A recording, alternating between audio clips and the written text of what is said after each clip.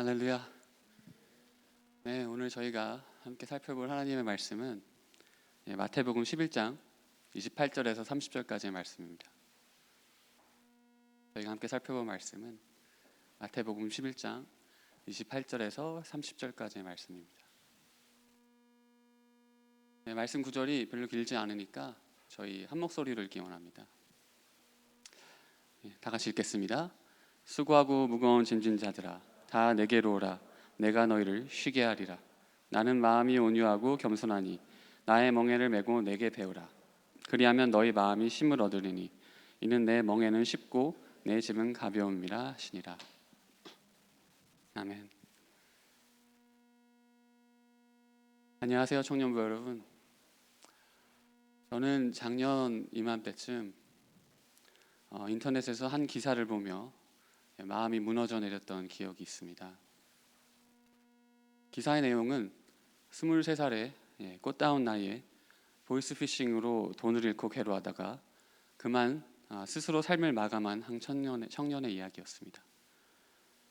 이 이야기가 더 화제가 됐던 것은 이 청년이 인생 상담이라는 주제를 가진 예능 방송에 출연했던 적이 있기 때문입니다.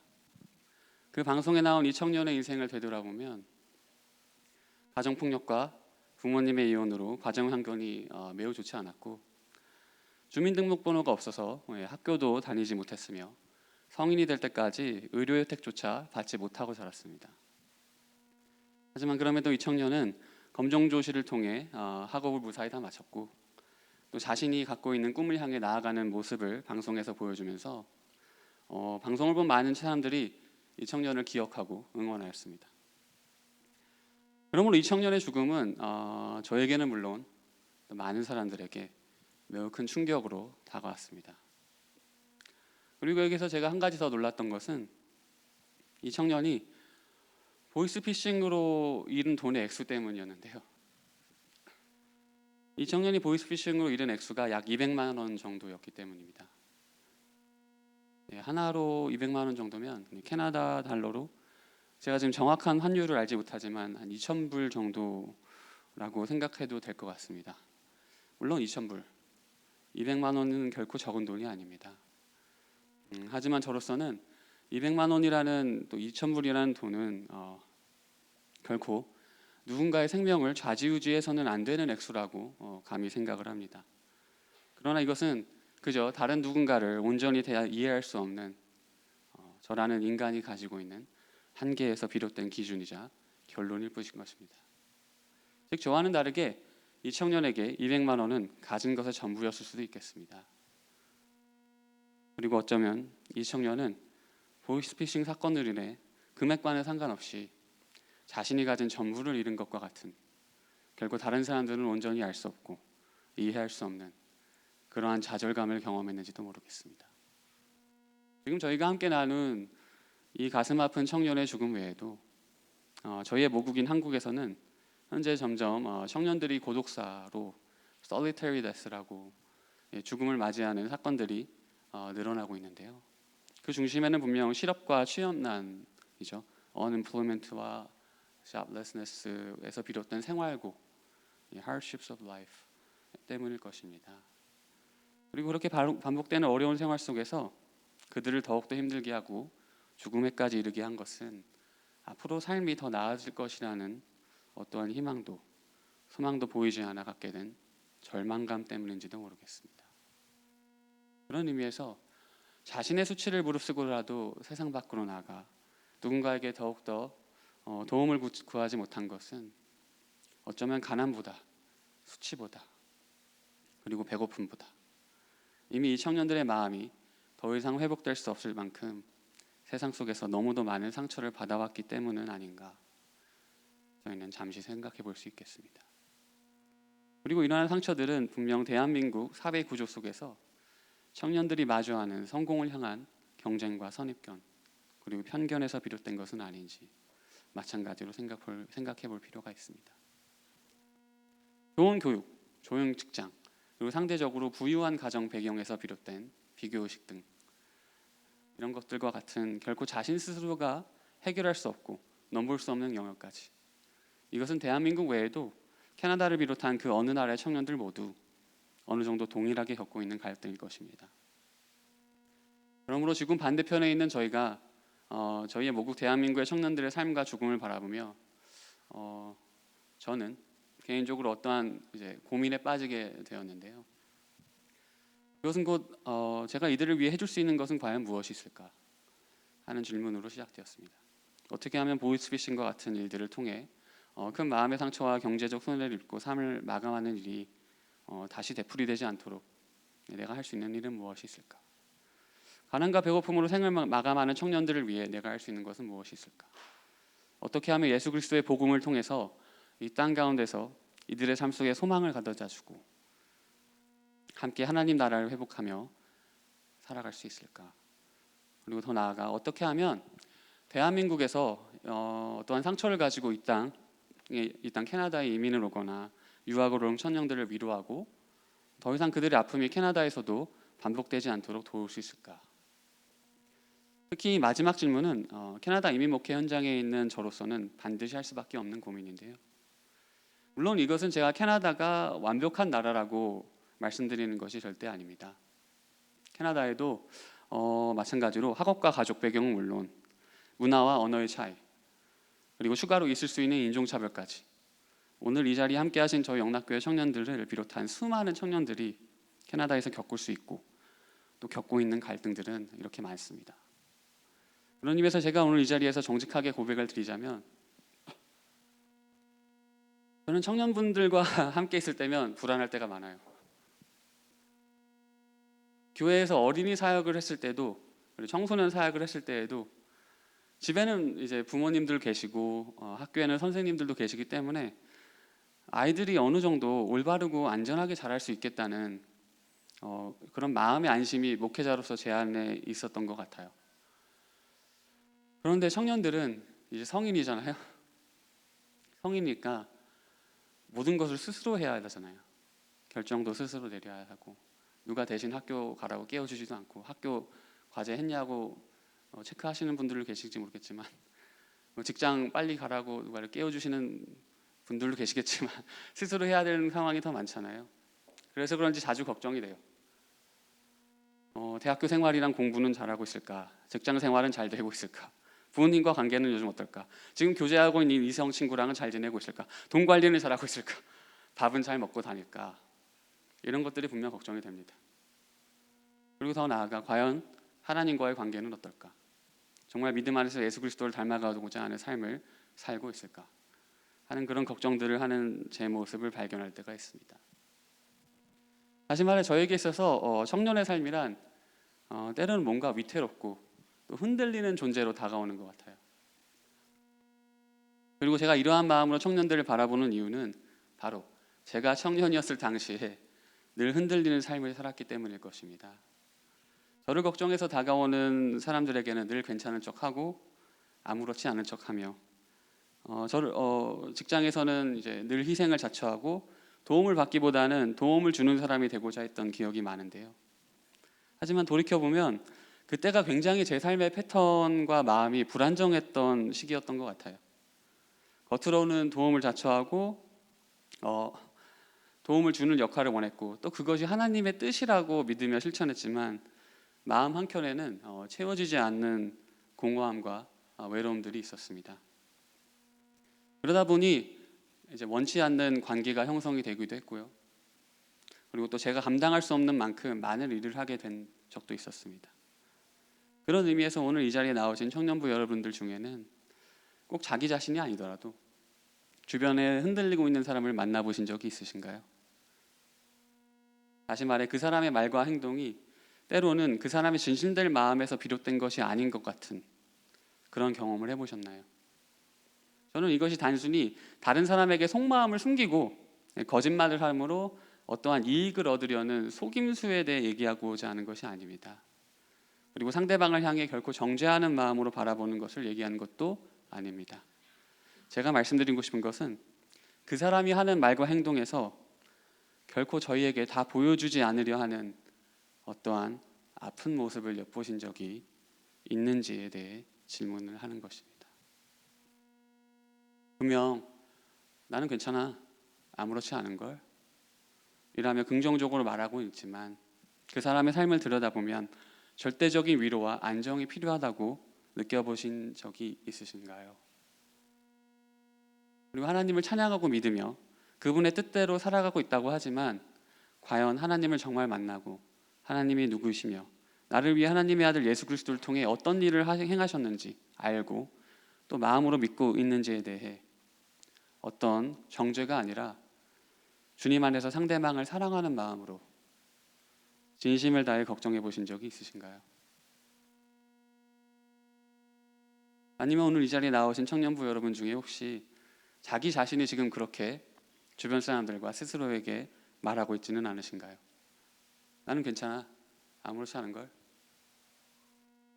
그리고 더 나아가 오늘 이 자리에 나오신 청년부 여러분 한 분 한 분은 정말로 진실로 하나님이 누구이시며 나를 위해 하나님의 아들 예수 그리스도를 통해 어떤 일을 행하셨는지 마음으로 믿고 앞으로 나를 향하신 계획을 온전히 신뢰하며 살고 계신가요? 저희는 하나님의 말씀 속에서도 분명 삶 가운데 그리고 하나님을 믿고 따르는 믿음 안에서 흔들리는 사람들을 찾고 경험할 수 있는데요. 그 중에서는 오늘 본문에 담겨져 있는 마태복음 안에서도 분명 발견할 수 있습니다. 그리고 이들은 마태복음 안에서 예수님을 따르는 많은 무리들이며 또 예수님의 제자들일 것입니다. 오늘 본문의 배경은 마태복음 8장에서부터 본격적으로 기적과 능력을 베푸시는 예수님의 사역이 시작되고 또 많은 무리와 제자들이 예루살렘으로 향하시는 예수님을 따르는 중에 일어났던 이야기일 것입니다. 그리고 이 모든 예수님의 기적과 능력의 이야기 속에서 가장 눈에 띄는 것 하나가 있는데요. 그것은 그 예수님을 따르는 많은 무리와 제자들 그리고 종교 지도자들이 각각 예수님을 두고 부르는 명칭일 것입니다. 타이틀이죠. 그 중에서도 저희가 마태복음 안에서 등장임을 통해 자주 접하게 되는 예수님의 어떠한 타이틀은 분명 다윗의 자손, 영어로는 Son of David이라는 표현일 것입니다. 마태복음은 1장의 시작에서부터 예수 그리스도가 다윗 왕의 자손임을 증거하고자 유다 지파의 족보를 기록하고 있는데요. 이것은 곧 구약에서부터 전해 내려오던 이스라엘의 구원자, 곧 메시아가 유다 지파인 다윗 왕의 자손으로부터 나올 것이라는 예언을 어떻게 하나님께서 지키셨는지에 대한 증거일 것입니다. 그리고 예수 그리스도께서는 마태복음 8장에서부터 본격적으로 다윗 왕의 자손이자 메시아라는 타이틀에 어울리는 기적과 능력을 행하시는 것을 저희는 확인할 수 있습니다. 그런데 예수님께서 행하시는 기적과 능력은 어째선지 그동안 이스라엘 백성이 기대했던 다윗 왕의 자손이자 왕으로서의 모습과는 달랐습니다. 즉 이스라엘 백성들에게 다윗 왕의 자손이자 왕이며 그리고 구원자 이미지는 분명 무력과 전쟁을 통해서 자신들을 로마로부터 구원해낼 인물이었던 것인데요. 하지만 그와는 반대로 예수님의 가르침과 더불어 그의 기적과 능력은 용서와 사랑의 중심이 되어져 있었고 더 나아가서는 이 용서와 사랑이 이스라엘 백성들 가운데서도 가장 낮은 자들인 죄인들과 병들고 귀신 들린 자들 그리고 심지어는 더 나아가 이방인들에게도 주어졌습니다. 그런 의미에서 당시 사회의 기득권, vested right을 가지고 있던 종교 지도자들은 자신의 사회적 위치와 종교적 힘을 지키기 위해서라도 예수 그리스도의 사역을 방해하는 것은 물론 하나님의 아들이시자 메시아로 이 땅에 오신 예수 그리스도의 정체까지도 왜곡시키고자 힘쓰는 것을 저희는 마태복음 안에서 발견할 수 있습니다. 그리고 여기서 중요한 것은 예수님과 종교 지도자들의 이러한 갈등 가운데 예수님을 따르는 많은 이스라엘 무리들과 제자들이 그 상황을 늘 지켜보고 있었다는 것입니다. 이때 당시 예수님을 따르던 많은 무리들과 제자들은 분명 서민층에 속하는 사람들이었습니다. 그리고 이 시대의 배경을 놓고 본다면 이들은 모두 빈민층에 속하는 가난하며 힘이 없고 배고픈 무리들이었습니다. 그러면 예수님께서 전하시고 행하시는 말씀과 기적은 그 어느 때보다 더 큰 삶의 희망과 소망을 이들에게 가져다 주었을 것입니다. 하지만 반대로 생각을 해보면 특히 마태복음의 시대 당시에 이렇게 사회적으로 힘이 없는 서민들이 예수님을 따른다는 것은 기득권자들인 종교 지도자들과 로마인들의 입장에서는 시대의 정신에 어긋나고 또 도전하는 것은 물론이며 시민들 스스로가 자신들의 삶을 완전히 극단적인 상황으로 몰아넣는 행위라고 보았을 것입니다. 즉 기득권자들의 입장에서나 서민들의 입장에서나 예수 그리스도는 어떠한 사회적 혁명을 일으키는 인물로 비춰졌을 수 있다는 것입니다. 그리고 서민들의 입장에서는 만약 예수님께서 그들이 바라는 어떠한 혁명에 실패할 경우 그 후에 서민들의 입장에서는 그들이 맞이할 사회적 풍풍은 이루 말할 수 없도록 더 비참할 것이었습니다. 특히 예수님을 따르는 무리들과 제자들은 마태복음에 나와 있듯이 자신들의 삶 속에 많은 것들을 뒤로한 채 예수님을 따랐습니다. 그 중에 일자리는 물론 가족을 두려워하고 예수님을 따르는 사람들도 있었습니다. 즉 예수님을 따르는 무리들과 제자들은 지금 자신들의 모든 것을 버리고 예수님을 따르고 있었다는 것인데요. 그런 의미에서 계속되는 종교 지도자들과의 갈등 속에서 예수님을 따르던 말이 많은 무리들과 제자들은 어쩌면 마음 가운데 많은 두려움이 생겨 점점 예수 그리스도에 대한 믿음이 흔들리게 되었을 수도 있겠습니다. 왜냐? 그들의 생각과는 너무도 다르게 예수 그리스도께서는 계속되는 종교 지도자들과의 갈등 속에서도 그들을 바로 심판하지도 않으시고 시간이 계속 흐름에도 결코 로마로부터 벗어나게끔 어떠한 혁명을 준비하지도 않으셨기 때문입니다. 그러므로 예수님을 따르던 많은 무리들과 제자들은 예수님께서 이 땅에 오신 단 한 가지 목적, 곧 오직 자신을 통해 인류를 구원하시고 하나님 나라를 회복시키시는 하나님의 계획을 온전히 이해하고 바라보지 못했던 것입니다. 그리고 안타깝게도 하나님의 계획을 온전히 이해하지 못한 예수님의 제자들과 무리들은 결국 예수님의 십자가와 죽으심 앞에서 모두 떠나갑니다. 즉 성경은 이들이 예수님의 공생의 기간 동안 늘 예수님과 함께했지만 그럼에도 온전히 하나님의 계획에 따라서만 일하시는 예수님을 온전히 이해하고 또 믿지 못했음을 보여주고 있는데요. 하지만 흔들렸던 그들의 믿음 앞에 예수님께서는 다시 찾아와 주셔서 그들의 믿음을 강하게 하셨습니다. 예수님의 죽으심으로 말미암아 절망과 좌절로 살아가던 제자들에게 예수님께서는 부활하신 자신을 나타내셨습니다. 그리고 그들로 하여금 예수님께서는 하나님의 아들 예수 그리스도를 통해 이루신 하나님의 구원의 역사를 이스라엘 백성을 넘어 이제는 온 세상에 알리도록 부르셨습니다. 그런 의미에서 저희는 공생의 기간 동안 자신을 따라오던 제자들과 많은 무리들에 대한 예수님의 시선에 대해서 한번 생각해 볼 필요가 있겠는데요. 예수님께서는 제자들과 많은 무리들과 동행하는 그 과정에서 그들의 믿음이 흔들리고 있다는 것을 분명히 아셨을 것입니다. 오늘 본문의 시작인 마태복음 11장도 이야기가 시작되기를 감옥에 갇혀 있는 세례 요한이 그의 제자들에게 특별 주문을 하여 예수님을 찾아와 그가 세상을 구원할 메시아인지, 즉 그의 정체를 확인을 하고자 묻는 것으로부터 이야기가 시작됩니다. 이것은 어찌 보면 이야기상으로 굉장히 놀라운 상황일 수도 있는데요. 세례 요한은 분명 예수 그리스도께서 공생을 시작하기 전부터 그리스도에 대한 예언과 더불어 그를 통해 하나님께서 이루실 구원의 역사를 이미 알고 있었고, 그러므로 사람들이 그리스도를 맞이할 수 있도록 마음의 준비를 시키던 사람이었습니다. 주의 길을 예비하던 자였죠. 하지만 그럼에도 불구하고 세례 요한은 지금 자신의 제자들을 통해 예수님의 정체를 다시 한번 확인하고 있습니다. 그가 정말 메시아인지 묻고 있습니다. 결국 주의 길을 예비하는 자였던 세례 요한 또한 예수 그리스도께서 하나님 아버지께서 보내신 하나님의 아들이시며 구원자이신 메시아라는 사실을 다시 한번 확인해왔다는 것은 그 외에 세례 요한처럼 어떠한 특별한 계시를 받지 못했던 사람들은 그리스도를 따르며 그리스도께서 하나님의 아들이시라는 사실을 받아들이는 것에 대해 더 많은 시간이 필요했을 수도 있겠습니다. 이런 관점에서라면 예수님께서는 많은 무리들과 제자들과의 동행 속에서 이미 그들의 연약함을 충분히 알고 이해하고 계셨을 것입니다. 그러므로 예수님은 주는 그리스도시요 살아계신 하나님의 아들이라고 고백한 예수님의 제자 베드로가 자신을 많은 사람들 앞에서 부인할 것이라는 사실 또한 이미 잘 알고 계셨던 것이죠. 그리고 더 나아가 자신을 종교 지도자들에게 파는 사람이 예수님의 공생의 기간 동안 늘 함께 해왔던 자신의 제자 유다라는 사실 또한 잘 알고 계셨죠. 그런 의미에서 저희는 자신을 온전히 따르지 않는 사람들과의 동행 속에서 예수님이 느끼셨을 마음에 대해서도 한번 생각해 볼 필요가 있겠습니다. 과연 참 하나님이시자 참 사람으로 이 땅에 오신 예수님께서는 이들을 바라보시며 어떠한 마음과 어떠한 생각이 들으셨을까요?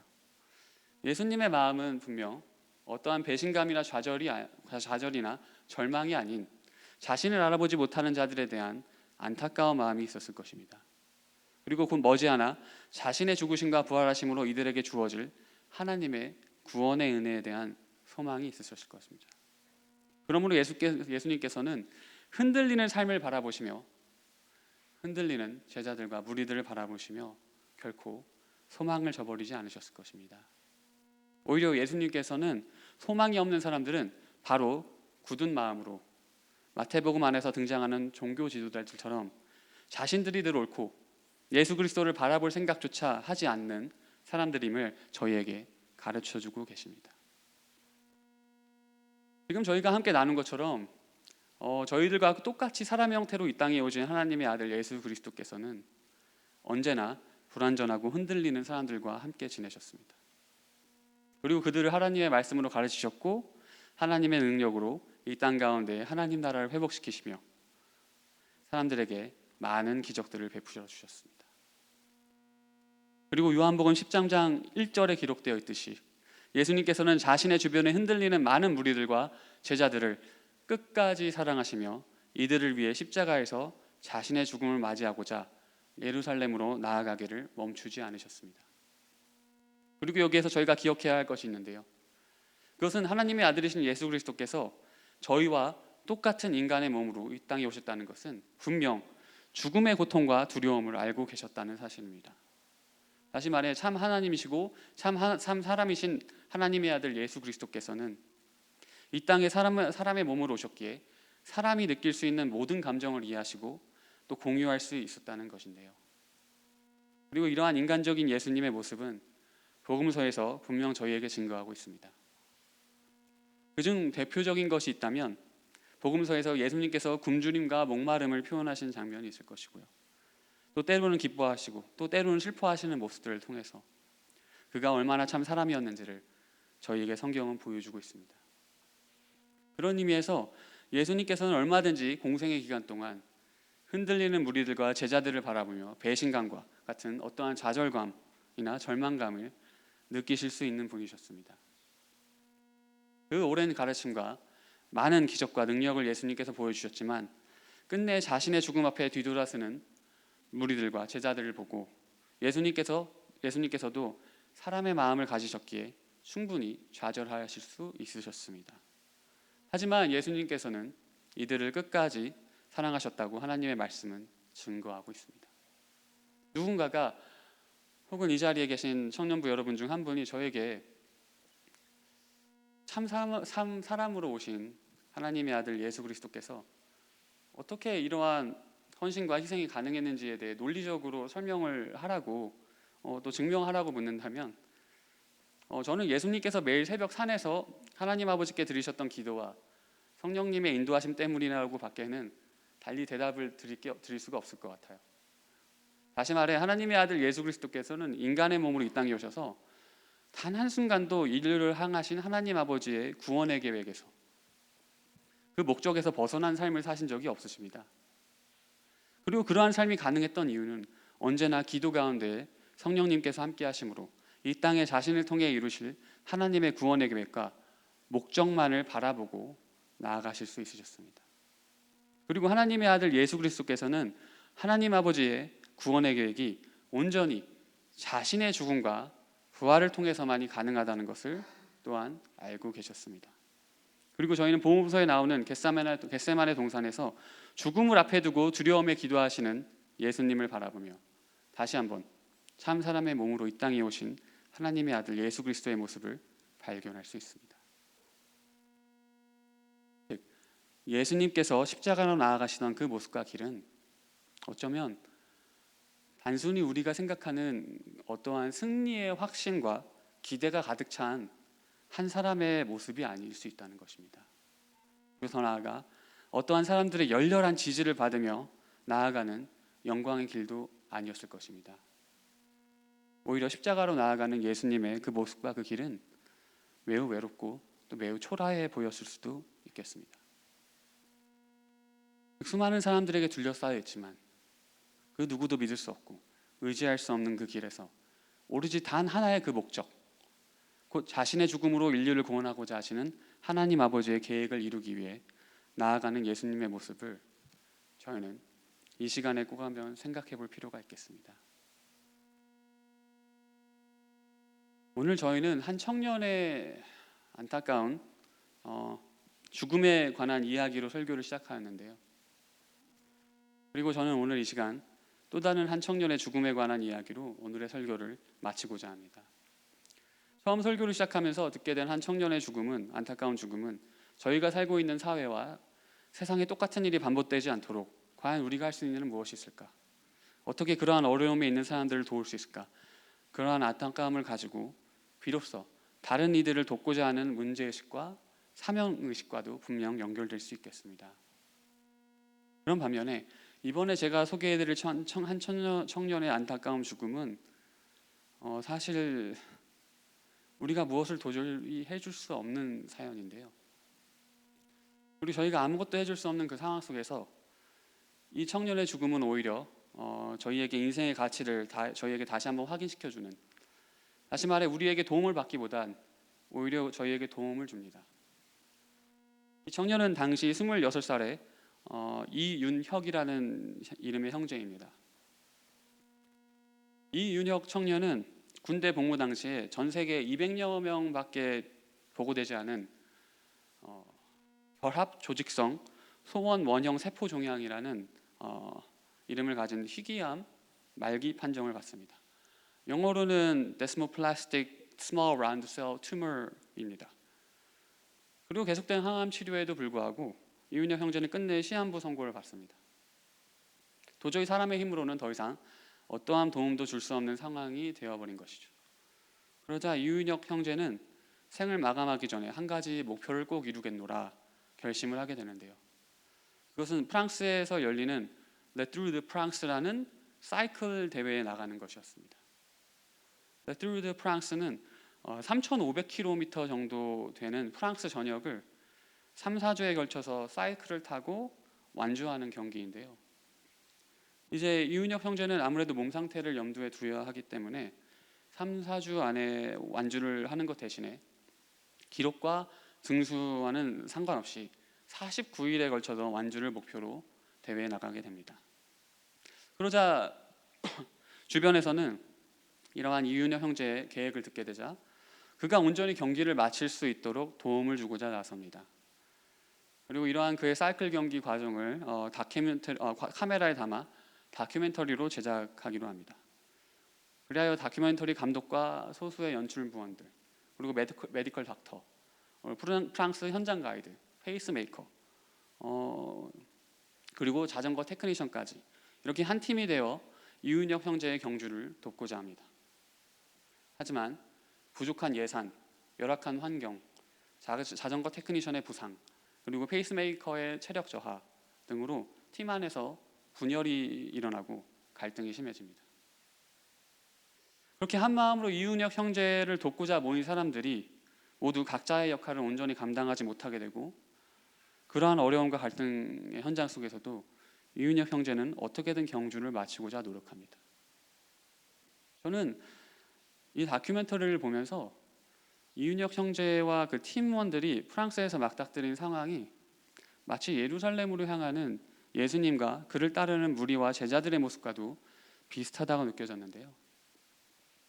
죽음의 앞날이 기다리고 있던 예수님께서도 하나님의 구원의 계획이라는 단 하나의 목적을 가지고 예루살렘으로 나아가시며 수많은 무리들이 그를 따르고 함께할 것임을 약속했습니다. 하지만 오늘 저희가 함께 살펴본 것처럼 모두 다 예수님과의 동행 속에서 의심과 두려움으로 흔들리는 모습들을 저에게 보여줍니다. 하지만 예수님께서는 결코 포기하지 않으시고 좌절하지 않으시며 끝까지 하나님의 구원의 계획을 위해 십자가로 묵묵히 나아가십니다. 특히 이 다큐멘터리를 보면서 제가 개인적으로 제일 인상 깊었던 장면이 있다면 그것은 분명 알프스 산맥을 넘어가는 구간에서 함께 자전거를 타는 테크니션이 이제 오르막길을 오르는 것에 힘들어하자 이윤혁 형제가 지친 테크니션 이제 분에게 힘을 불어넣어 주고자 이제 군가를 불러주는 장면입니다. 혹시 군대 나오신 분 계신가요? 군대 다녀오신 분? 예. 군가는 부를 때 어떤 감정이 드시나요? 갑자기 눈물을 흘리시나요? 기쁨의 눈물인가요? 아니면 슬픔의 눈물? 네, 이 군가를 아주 정말 열심히 불러줘요. 그 힘을 불어넣어주기 위해서. 이제 혹시 오늘 이 자리에 사이클링을 즐겨 하시는 분이 계신가요? 아니면 뭐 달리기나 혹은 다른 유산소 운동을 주기적으로 하는 분들이 계시나요? 이제 이 가파른 길을 오르는 것은 정말 힘든데요. 게다가 이제 고산지대이기 때문에 산소도 부족할 수 있고요. 게다가 오르는 것도 힘든데 거기에 추가로 노래를 부르면서 오르는 건 정말 힘들거든요.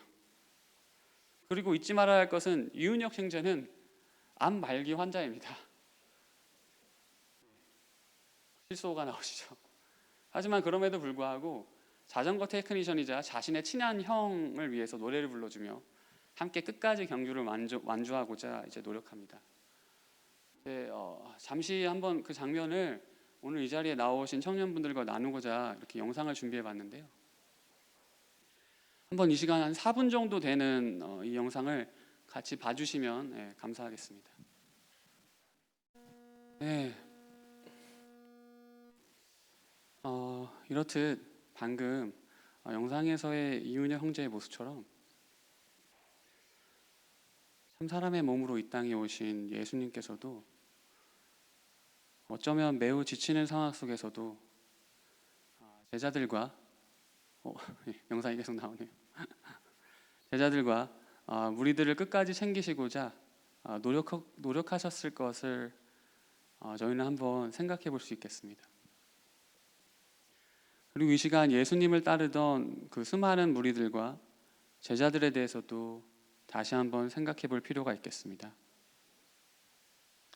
그들은 분명 예수님을 따르기로 결정한 그 순간부터 삶 속에 찾아온 불이익과 두려움으로 하루하루를 보냈을 것입니다. 그러므로 예루살렘으로 향하는 이들의 발걸음은 때로는 마치 무거운 짐을 진 듯 그 어느 때보다 무거운 발걸음이었을 수도 있겠습니다. 그런 의미에서 오늘 이 자리에 나오신 청년부 여러분들의 삶은 어떤가요? 때로는 너무 거칠게만 느껴지는 이 세상을 살아가면서 동시에 예수님을 따르는 삶이 너무 무거운 짐처럼 느껴지시지는 않으신가요? 그리고 어쩌면 온전히 예수님을 따르며 살겠다고 고백하고 다짐하기에는 아직 하나님의 아들을 통해 주시는 하나님 아버지의 구원에 대한 확신이 없으신가요? 그리고 때로는 교회 안에서 하나님을 향한 사랑이 아닌 사람에 대한 두려움에서 비롯된 수고와 헌신을 하고 계시지는 않나요? 다시 말해 오늘 이 자리에 나오신 청년부 여러분 한 분 한 분의 삶도 거친 세상이 가져다 주는 성공이라는 무거운 짐과 또 아직 확신이 없는 하나님과의 관계, 그리고 하나님 안에서 구원의 기쁨과 감사로 비롯된 헌신이 아닌 수고로 지금 혹시 마음과 믿음이 흔들리고 계시나요? 그렇다면 오늘 저희가 함께 살펴본 예수님의 삶과 또 오늘 본문에서 나오는 예수님의 말씀을 기억해 주시고 마음으로 믿어 받아들이시기를 바랍니다.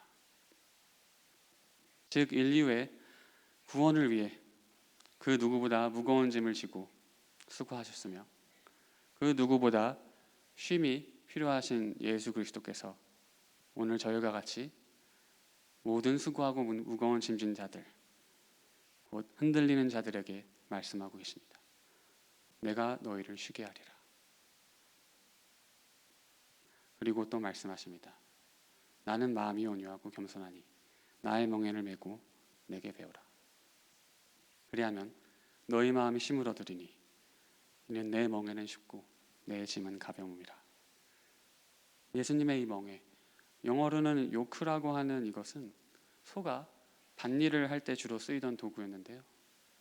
그러므로 사람이 자신에게 주어진 목적을 이루기 위해서도 비록 무겁고 힘들지만 써야만 하는 도구가 있다는 것을 예수님께서 오늘 말씀에서 표현한 것으로도 볼 수 있습니다.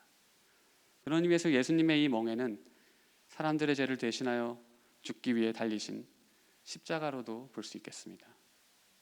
그리고 예수님께서는 하나님 안에서 흔들리는 모든 이들에게 자신의 멍에 그 십자가를 지라고 하십니다. 하지만 예수님께서는 그 십자가의 무게는 가볍고 또 쉬우며 더 나아가 요동치고 흔들리는 우리의 마음에 쉼을 가져다 줄 것이라고 약속하십니다. 그리고 이 십자가가 가볍고 쉬우며 또 우리에게 쉼을 가져다 줄 수 있는 것은 하나님의 아들 예수 그리스도께서 이미 십자가를 짊어지시고 우리가 가야 할 길을 대신해서 가셨고 죽음과 부활로서 우리가 감당해야 할 모든 무거운 짐을 대신 짊어지셨기 때문입니다. 그러므로 저희는 참 사람의 몸으로 이 땅에 오신 예수 그리스도께서 그 길을 어떻게 가셨는지 말씀 속에서 묵상하고 또 주님께서 가신 그 길을 놓고 성령님의 인도하심을 간절히 구하며 하나님 아버지의 계획, 모든 민족이 구원을 얻고 이 땅에 하나님 나라가 임하도록 노력하며 저희 또한 예수님을 따라 그 길을 이제 갈 수 있습니다. 그리고 마지막으로 한 가지 더 저희가 기억해야 할 것은 저희가 가는 그 길에 예수 그리스도께서 쉼을 주실 수 있는 것은 이미 예수 그리스도께서 다녀오신 그 길을 저희가 걸어갈 때에 저희는 결코 홀로 십자가를 짊어지고 나아가는 것이 아니라 마태복음 28장 20절에서 약속하신 것처럼 예수님께서는 언제나 영원히 우리와 십자가를 함께 짊어지시고 그 길을 우리와 함께 걸어가 주시기 때문입니다. 이 시간 다 같이 이제 기도하는 시간을 갖기 원하는데요.